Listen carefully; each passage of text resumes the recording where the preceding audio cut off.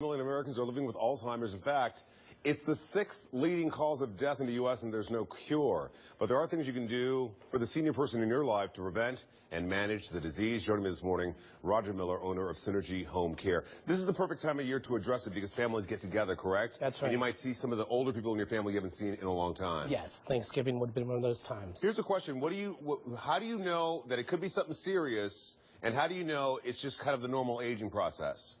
Well, you're the one who knows that loved one the best. Sure. So everyone's a little bit different, but there are a lot of telltale signs, such as with car keys. They can't find the car keys. That's just getting old. They don't know what the car keys are for. That's a sign, because my mom has been putting car keys in the refrigerator since I was born. Right. Still does that to this day. Right. That's not a problem, but if she does something different that's unusual. Exactly. Okay. Exactly. And there's certain things you can, there's no cure, as we mentioned, No. but there are certain things you can do to prevent it? Well, there are certain activities caregivers of dementia patients can do with their patients. Okay, the first thing is games. Yes. Puzzles being one of the most popular. Yeah? Depending on the stage of dementia, there's 100-piece puzzles, okay, 36, and up to 200. It just depends on the person. It's an engaging activity, and it's ones that allows them to see the finished product. Here's a question for you. Should you, for the senior in your life, should you sit down and do it with them? Or? Yes. Oh, by all means. Okay. Engage them, yes. Okay. Yes. Some other things you brought with you. Yeah, I brought Zingo, which is a form of bingo. They all love bingo, but this is one that can be played with 2 people. Okay. And that's a great game. Another one is what? Shut the Box. Now, I'm not familiar with this game. Tell me about this. This is more of a math game. You roll the dice and you flip up the numbers on the board.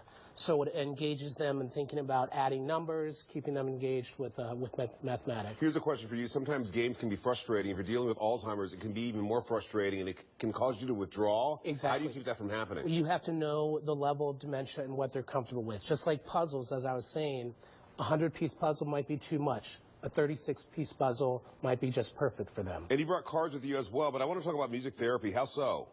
Music therapy is a great way for dementia patients to relax, calm down, think about, it's obviously music from their genre, things that might bring back fond memories for them.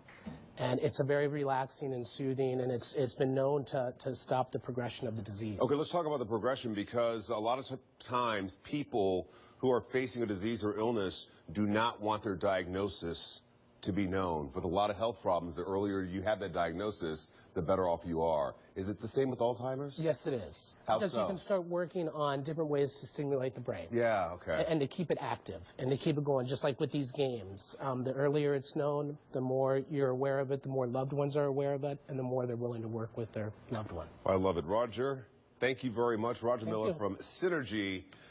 We thank you very much for stopping by and giving us your advice. Thank you very much. I appreciate it. Yeah. Merry Christmas. Happy holidays. Thank you. If you're looking